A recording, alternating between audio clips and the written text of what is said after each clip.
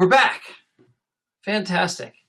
All right, so getting back to this, I'm going to go real fast because I already started talking about it. Two types, right? Two types of organs, muscular organs and glandular organs. Muscular organs are heart, large intestine, small intestine, stomach, bladder, uterus, gallbladder. So we're going to be talking about them kind of as two separate groups, right? We're going to be talking about the muscular organs, and then we're going to talk about the glandular organs. The muscular organs, like I said, smooth muscle, except for the heart, which has cardiac muscle.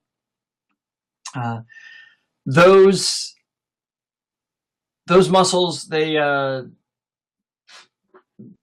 like I said, like any other muscle, like your bicep, your quad, your, QL, anything, it can spasm up with overuse, with trauma, with overstimulation. So overstimulation could be, we see this with small intestine and things like that, where the small intestine starts to spasm from food allergies, right? That can cause dysfunction in that overstimulation, that Arndt law idea of too much stimulation, and it starts to shut down.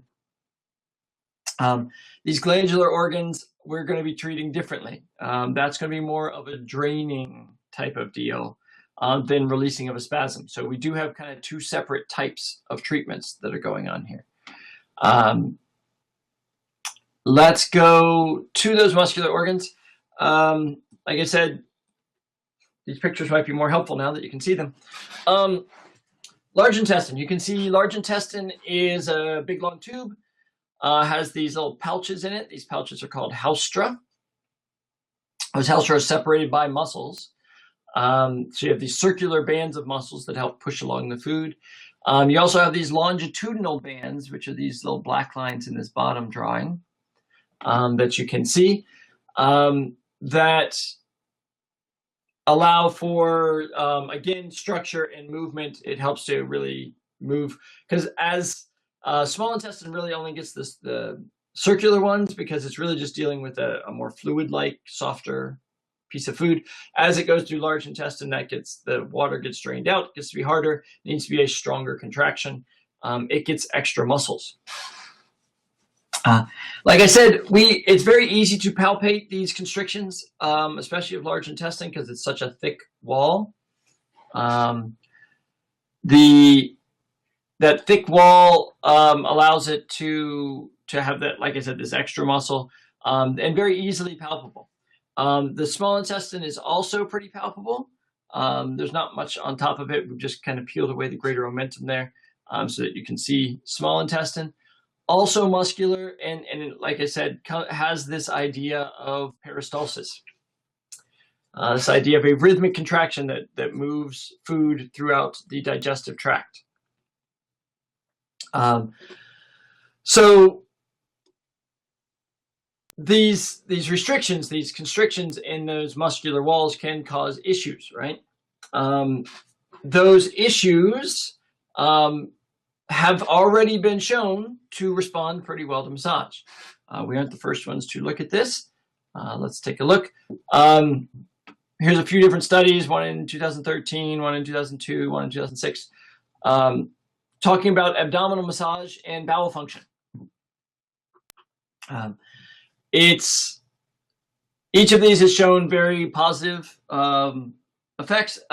They mostly have been studying, like you can see here, this one here is patients with spinal cord injury. Patients with spinal cord injury, it's very common for them to have basically a lack of peristalsis, almost a paralysis of the digestive tract that can happen. And massage has been shown to help to re-stimulate and get that going again, and be very helpful in that effect. Durations of ileus. Ileus is that effect I said where it kind of goes into like a paralysis type of deal. And they actually did it in rats as well before they did it in humans. Actually, after they did it in humans, which is interesting. But it had the same effect on rats. It was very effective as a type of research to do this. Now, what you can see is massaging these muscles of the of the large intestine and the small intestine do seem to help, right? They do seem to help with these sorts of issues, which is great. So let's look at a couple of other organs here real quick. Crohn's disease. Yes, someone just came in with a Crohn's disease idea. Crohn's disease is a really interesting disease, right? Because it's an immune system disease, but it's not an autoimmune disease. It's got its own kind of category of immune system disease but it's kind of attacking the food, which is a very interesting type of deal. But Crohn's disease does respond very well to this. And what you're going to see is all of us, if those of us who have been working with this,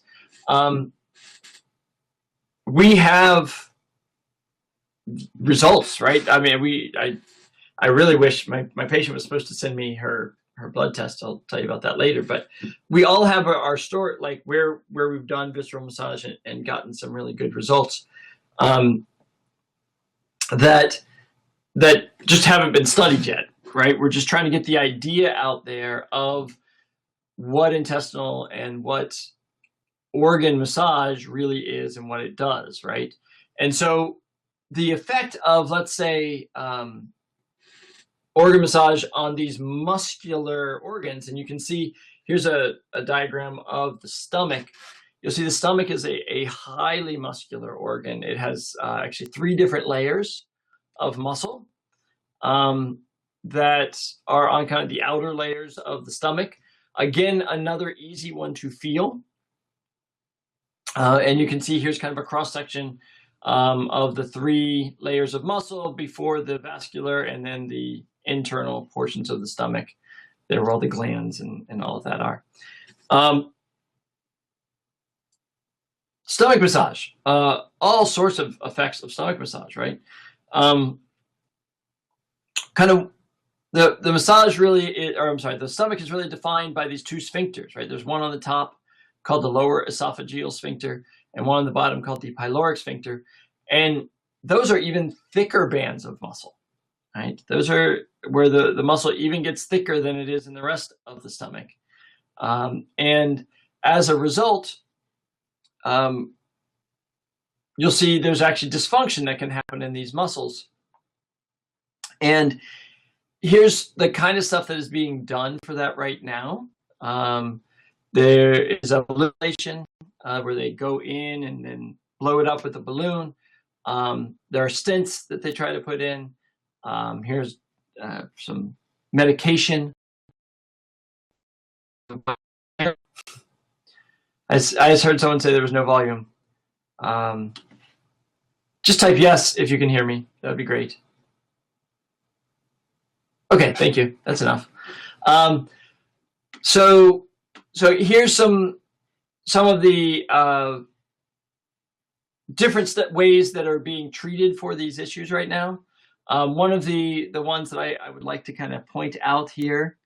No, my camera's not on, Derek. I can't see you. I would like to enlarge my screen for those of you, but as soon as I do, I can't see your chat. So I'm trying to keep them both because I do want to be able to respond. But one of them is botulism, right? Botox. Botox is one of the I would say newer ways of doing this that they're testing now and actually taking Botox and injecting it into the pyloric sphincter for things like pyloric stenosis. And actually, I was reading through. There was a Time magazine article. I don't know if anybody saw it, talking about all the new uses of Botox. It was in maybe a month ago, and first of all, I was a little like, I'm always a little weary of putting toxins into the body, but to me, it was kind of encouraging to see that the Botox, because I mean, Botox, what does Botox do, right? It basically relaxes the muscle. It attacks the motor nerve, and by doing so, relaxes the muscle. And so it actually is the first time that we've gotten some serious research on what relaxing muscles does for conditions. And so something like this Botox for pyloric stenosis or pyloric spasm, which are kind of related, can really be a great benefit to us, because we know that the pyloric sphincter is just a big muscle, and like any other muscle, we're really good at getting those to relax and change, and in doing so can really provide a lot of help. There was a study down here. I just went a 2016 study on infantile colic symptoms, because when a baby has pyloric spasm or pyloric stenosis, right, what is their symptom? Right, their symptom is, one, they have trouble keeping down food, and two, they cry all the time. and when the baby cries all the time, they call it colic. And we've had some really, really great success in treating colic in these babies, with very 1 to 2 treatment kind of stuff of the pyloric sphincter, getting that pyloric sphincter to calm down, doing a slight traction of the stomach inferiorly, checking for any of the stomach muscle spasm, but most of it is in the pyloric sphincter. And so this is something that you can do to really, really help that. And do, really just a fantastic job of relieving these symptoms on these children without, because excuse me, you'll see the other ways of doing this, stents, botulism, and this pyloromyotomy. Pyloromyotomy, probably. And that really is just surgery. That's where they go and they actually cut the pyloric sphincter. And basically they put a small incision in it to cause it to dilate. So yeah, and I just got a comment about colic being treated by abdominal massage in other countries. And it's true. It is something that is still a common thing to see in other countries, that this is done for babies, and we've kind of lost some of that here. We want to go and cut open their pyloric sphincter, right? So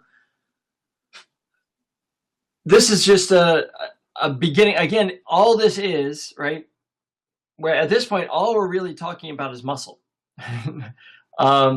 Whether this muscle be, for some reason we want to separate it from the postural and striated muscles, but it really responds to massage very much the same way. This is something you are all doing, that are already doing with your patients. So let's look at something like the heart, right? We all know heart, very, very muscular. Some of the things you may not know is that heart massage is actually something that physicians do. They just do it inside the body, right? Whenever someone has a heart transplant, and they're putting that heart back into the new person, the first thing the physician does is this thing where they actually massage the heart. They get the muscle loosened up, they massage it because it's hardened, and they want to get the muscles all nice and soft. And the reason why they do that is they've found that the person does much better if you massage the heart when you're doing a transplant than when you don't. And so it's also done as a way of CPR, right? Where the physician, if someone is already, has their chest open and they go into cardiac arrest, the physician can just grab the heart and manually pump it and massage it and get it to calm down. So you'll see here, there's a couple of studies I put up on this cardiac massage. That first one is about the open heart cardiac massage versus the surgical assist device during a heart attack, right? And then the second one showing that open chest cardiac massage offers no benefit over closed chest compressions on patients with traumatic cardiac arrest. So what they're saying is the closed chest compression really does just as well at massaging the heart as the open chest compression does, right? Open heart stuff. So basically you can do this, right? Pressing the sternum into the heart and compressing it against the vertebral bodies. And that works really just as well. So what we do is, obviously, if any of you have taken CPR, and probably many of you have, they'll tell you that, during CPR, it's very common to break ribs as you do these compressions. And the idea there is that better to have some broken ribs than a dead person. So they say just do it anyway. But really, if you take a manipulation of the sternum inferior as it goes posterior, you really can get quite a bit of compression without really adversely affecting the ribs. And so this is essentially what we're doing. Again, all we're doing is massaging a muscle, just like any other muscle, right? You're going to find a spasm. You want to try to, it's going to be hard. It's going to be firm. You're going to feel it. You're going to try to manipulate it until it goes away, right? This is true of all your muscular stuff, even your uterus.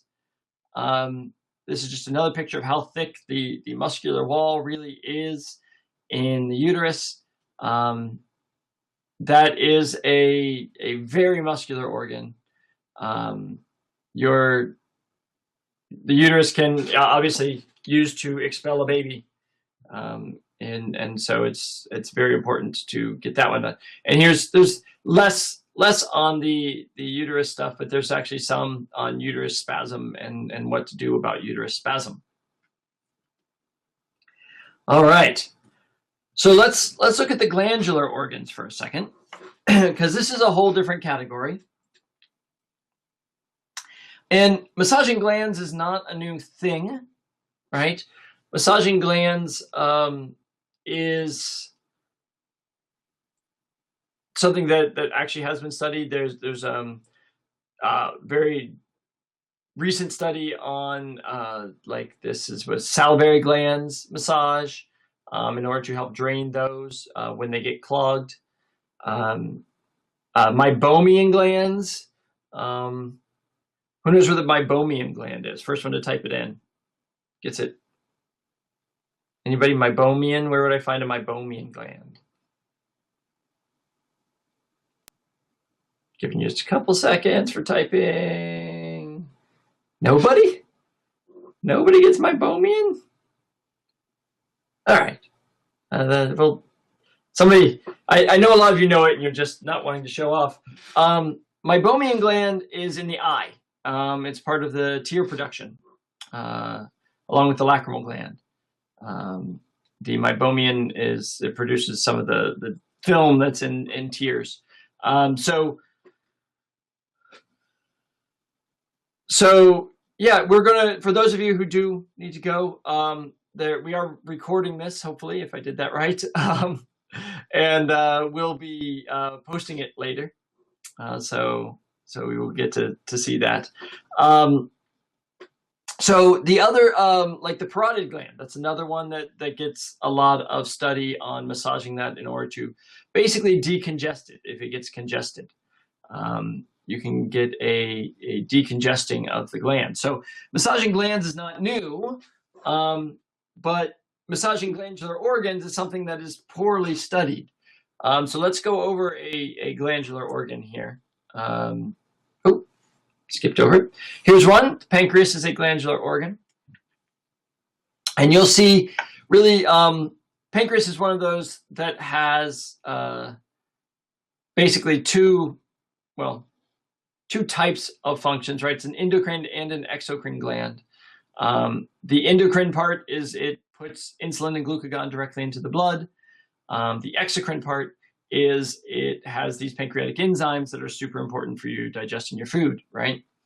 So for the enzymes, there's this major duct that kind of runs down the length of this and then goes through a little pancreatic duct and ends up in your duodenum to help you digest your food. The other, actually, you see these major artery and vein kind of going in here. There's a heavy vascularity that runs through that this just injects right into the blood, the insulin and the glucagon. So a couple of things that we're talking about. We're talking about one function of the endocrine portion, how well it produces the insulin and glucagon, and two, just the physical production and drainage of the pancreatic enzymes. So let's take a look at, there we go. So pancreatic congestion is something that certainly is talked about in research. You'll see this is Journal of Gastroenterology in 2015. They talked about with a correlated to liver cirrhosis. And what they found is this congestion, as the duct kind of backs up, the production of insulin also drops. So there really is a kind of a correlation between those two things, with the production of the insulin and the draining of the duct.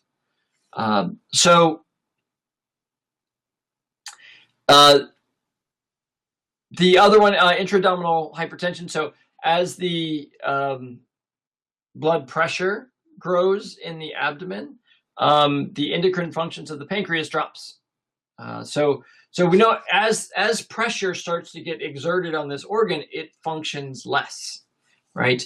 And so you, as a massage therapist, really get to come back and do a nice drainage, just kind of starting at the tail and kind of pulling everything towards the head here and just flushing everything through, just like you would with any gland, like the salivary gland or the parotid gland.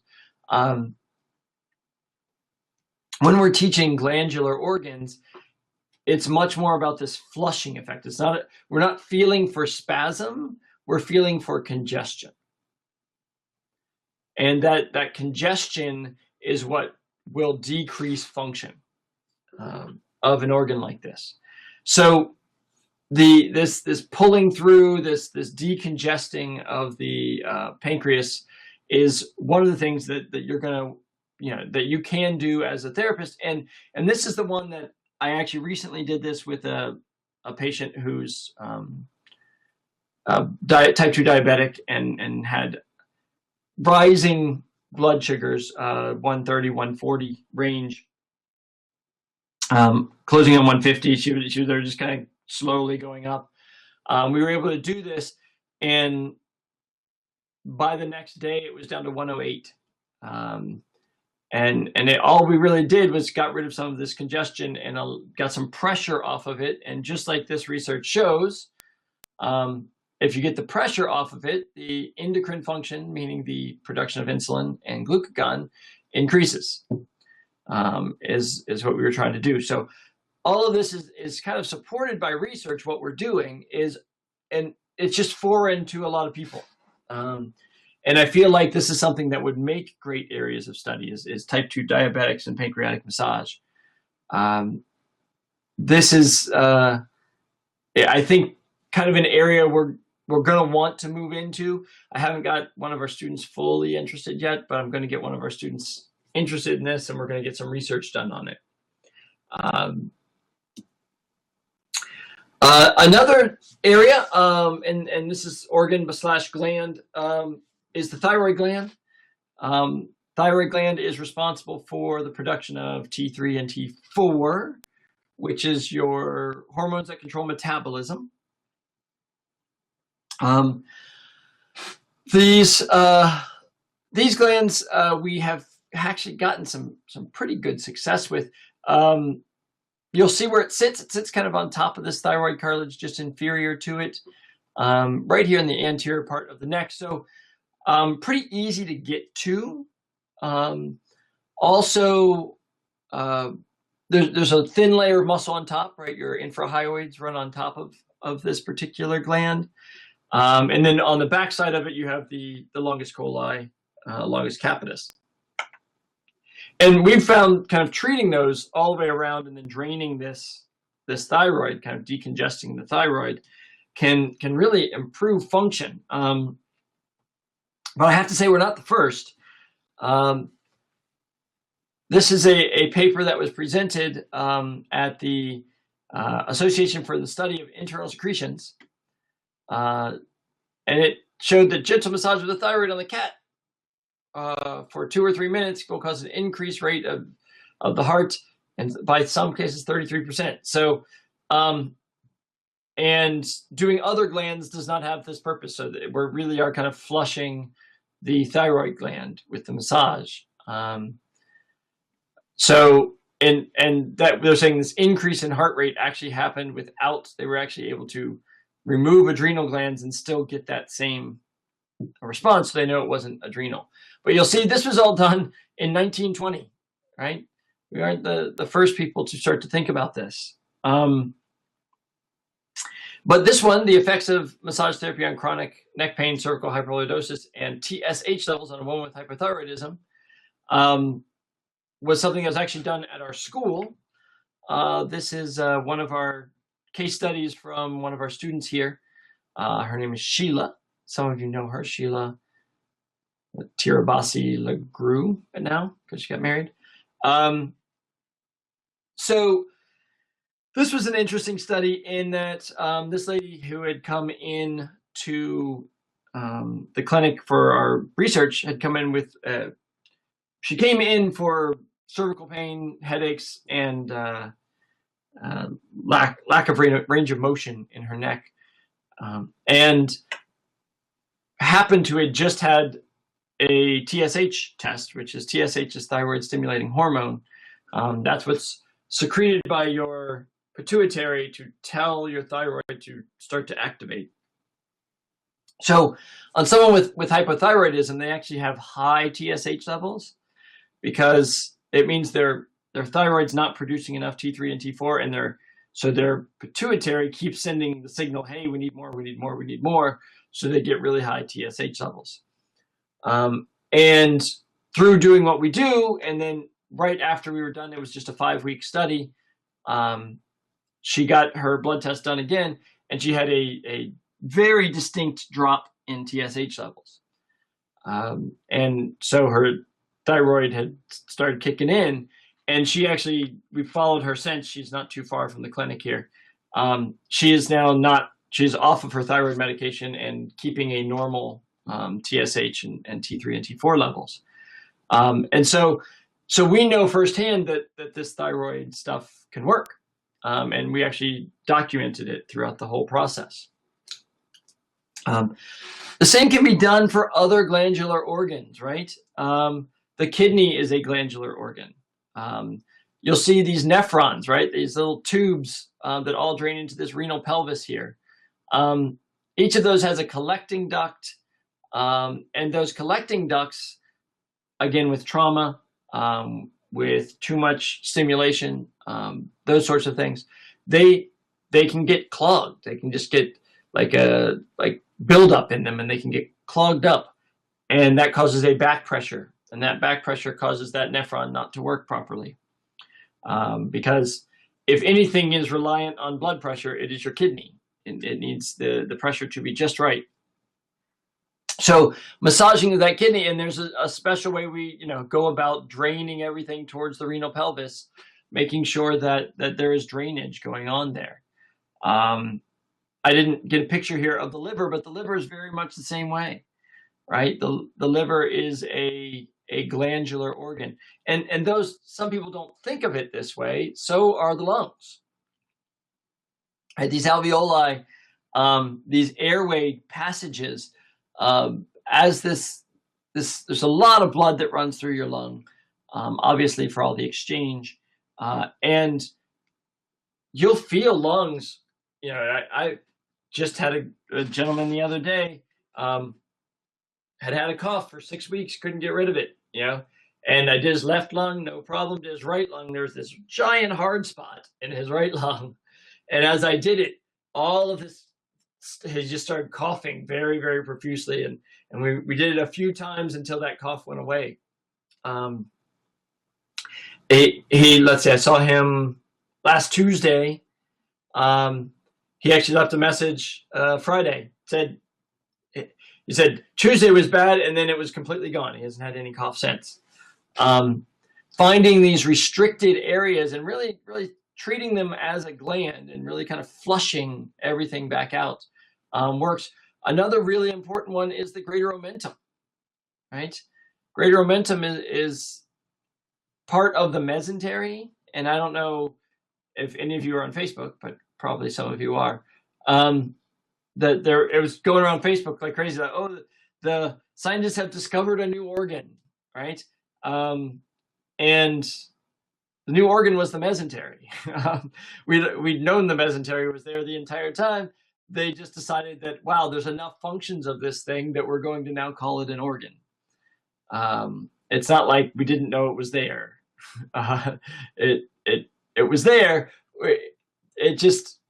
We kind of did what we did with that small intestine, right? When we opened up the abdomen, let me come back here for just a second. This is what everybody did, is that, and just kind of peeled it back and didn't worry about it. They were just like, oh, that's just that fat layer covering the abdomen. Turns out it actually has a lot of functions. So many so that it's actually considered the brain of the gut, right? It has a lot of the neurons. A lot of the neurons are found in there.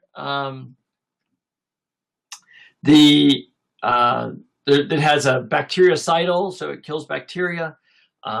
It produces serotonin, which, if you don't know, serotonin is the happy drug, right? That can be done. And like, you can see the little channels that are in here and these little blood vessels and how these things get into the system. They're little ducts. There's all these little ducts. These ducts, not duck, like a quack quack, but duct. The ducts get clogged, and you just, there are techniques that we use to basically declog, to unclog these ducts, to get rid of what we're calling the congestion, right? So as we go back here and we look at our original list, over here, what we're treating, right, is spasm, right? This is a spasm treatment. You'll treat it, just like any others. You'll cross with the fiber, cross fiber, hold, static pressure, the same stuff we use for that. We will use on all of these organs. And then the glandular organs are much more like we said, like they do on salivary glands and the meibomian glands.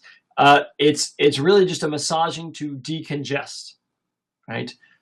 So there's really two types of organ massage, right? Of visceral massage. There's the anti-spasm organ massage and the decongesting organ massage. And understanding what the organ is and knowing how to treat that properly really improves your effectiveness in being able to do this. And like I said, there's plenty of research to show that what this does works. We just got to get out there and do it and let people know about it. So I will open up now for a few minutes.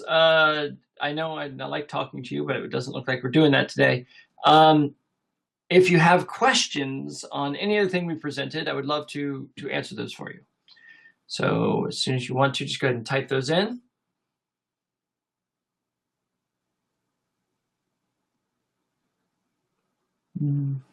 Yes, absolutely, Elizabeth. So Elizabeth asked, are decongesting techniques similar to lymph drainage techniques? And yes, very similar. Because what are you doing to the lymph system? Basically, it's the same idea, right? You're promoting flow. You're looking for any blockages. You're decongesting it. Now, lymph is very, very light. because it is very fragile and very thin walled, and you're doing that. So doing that same thing to a kidney is different. It takes more pressure because you're talking about a much thicker walled organ that can do that. Again, and pancreas, right? Once you get down to the pancreas, right? The pancreas is kind of behind the stomach, so you have to get back there. So it's different in that the amount of pressure because of what you're doing, but the philosophy behind it is very much the same. So, any other questions?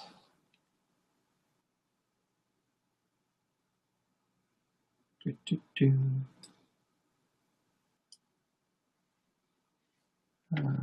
I don't know what I just did. Somehow I got off of this. Okay.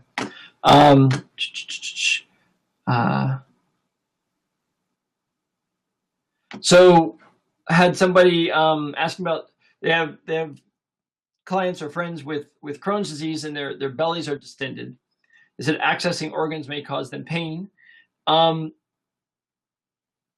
So if we look back here, the organs we're really talking about are the large and small intestine, mostly small intestine, and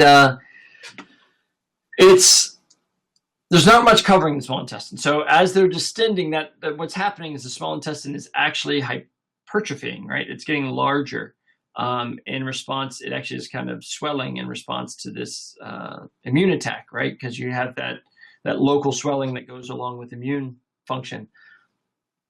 So getting to the organ doesn't require a significant amount of pressure.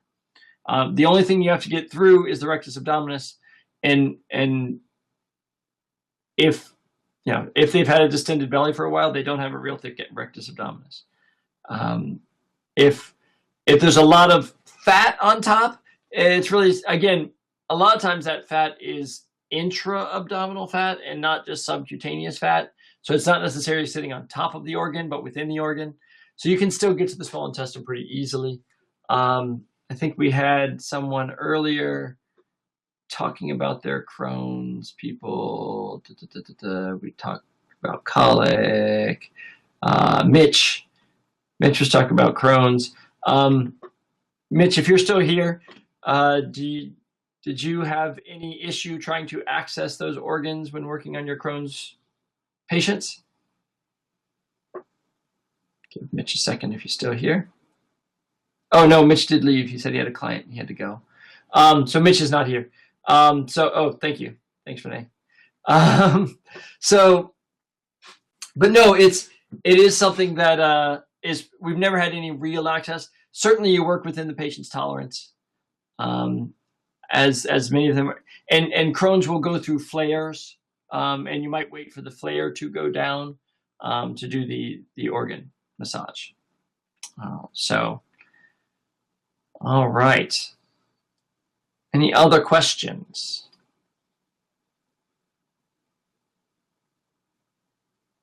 Give you guys a second.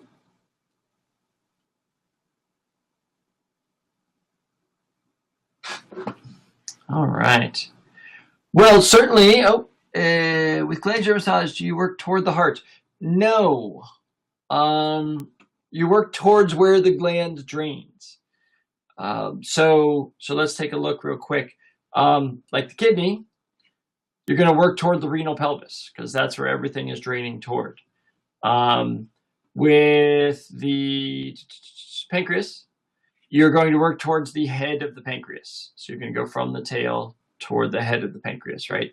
So understanding that lungs don't have a drainage area, let's say, because they don't have one collecting duct area. So it's more of just a squeezing.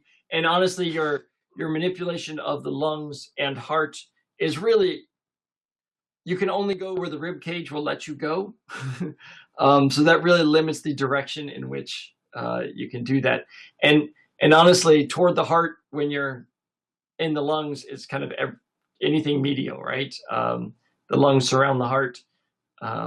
So, but your compression really is a inferior compression, kind of an inferior / posterior compression on the anterior side that does that. But that, again, you're limited to the movement of the ribs. Had a question on what are my landmarks for locating the pancreas. The easiest of these is actually right here on this picture, is the duodenum. You'll see the head of the pancreas actually sits right in the curvature of the duodenum, kind of fills it. The duodenum has got a very thick muscular wall. It's a very heavily muscularized part of the small intestine.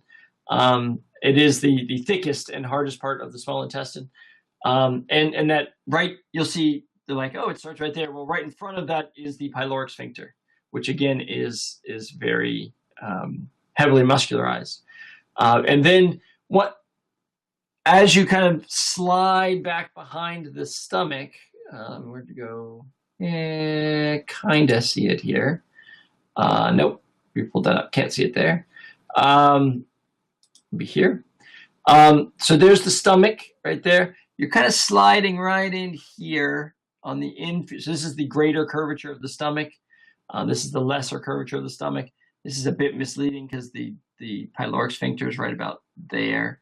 And so you're using the stomach and the duodenum as your guides. Oh, there it is, duodenum. There it is, as your guides for finding this. And along the ribs, basically, if you look for that gap, right, where let's say the xiphoid process is, that's going to be the xiphoid process. If you just go slightly inferior and move around just maybe a finger width below that, you'll find that pyloric sphincter. And then I just follow the duodenum off to the right side, and then I know exactly where the pancreas is.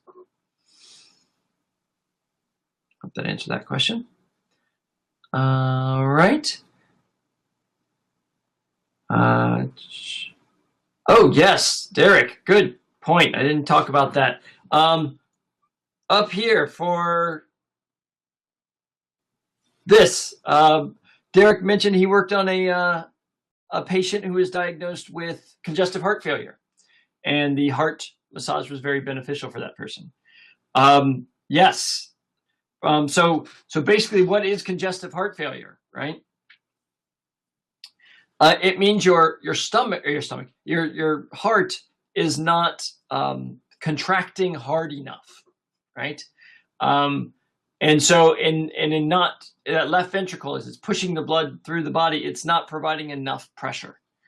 And when it does that, then you get the swelling in the ankles and all of the other stuff. There's a whole process for why your body does that. But the idea of some of the things that can cause congestive heart failure is like swelling around the heart, because the heart is in a sac, right? The heart is in a sac called the pericardium. And that pericardium is a very stiff, hard, doesn't stretch very well. And so when you start to fill that with fluid, it starts to compress the heart, and now the heart can't beat properly. That's one reason for it. So getting some of that fluid out of there would be one thing you could do. But just to muscle the heart, if you can, if I have a spasm in my, hamstring, and I try to contract my hamstring, it's not going to do real well, right? It's not going to give me the full contraction that I would normally get. Same thing can happen in your heart. Massaging that, getting rid of some of these restrictions. They actually talk about these bands in the heart that they find on people during autopsies that are just hardened, sometimes necrotic. They've been tight for so long. Getting rid of that can really improve the function of the heart. So there's a student doing a research study right now on someone who had open heart surgery, and has been having issues ever since. He's just now getting to the point that we can do heart massage on this person, because there's so much. I mean, the trauma to the sternum and the chest and all of that had to be taken care of first, was taken care of, and then we're probably this week just now getting into, we're at week 3. Yeah, week 3. So we've had 2 weeks, 2 treatments a week of just prepping it and getting rid of all the spasm and stuff around it. But you can feel, she's got all the SPMs and all the stuff you'll see on a chart that indicate the heart massage, and she's going to do really, really well with it, I'm sure. So thanks for sharing that, Derek. All right. Any other questions or comments? Anybody want to jump in? Any date for the release of the Neuro DVD? Ran into some issues there. The visceral is almost done, actually. The organ one is almost done. We, for some reason, when the data got transferred, some of the clips, there is no audio, and we had to reshoot a lot of the stuff for the audio. That we had all the video and there was just no audio. So in the process of that, but I would say, 3/4 done without a problem. So it will get done very soon. Very soon. I'm hoping the time that I have between semesters here, because school has gotten quite busy. During research, I am the anatomy and research person.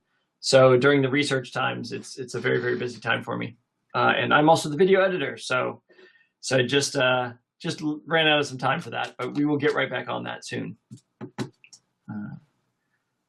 All right. Asthma. Yeah, asthma.